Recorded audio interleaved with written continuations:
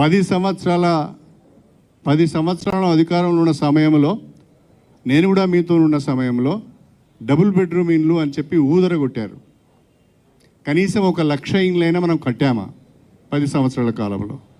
కానీ ఈరోజు 22,500 కోట్ల రూపాయల ఖర్చుతో 4.5 లక్షల ఇండ్లను 1 సంవత్సరంలో కట్టాలని సంకల్పించి ముందుకు పోతున్నది తెలంగాణ ప్రభుత్వం. వాస్తవం కాదా అని నేను అడుగుతున్నాను. 10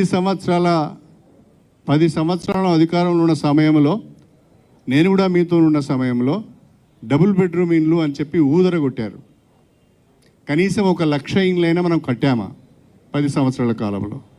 కానీ ఈరోజు 22,500 కోట్ల రూపాయల ఖర్చుతో 4.5 లక్షల ఇండ్లను 1 సంవత్సరంలో కట్టాలని సంకల్పించి ముందుకు పోతున్నది తెలంగాణ ప్రభుత్వం.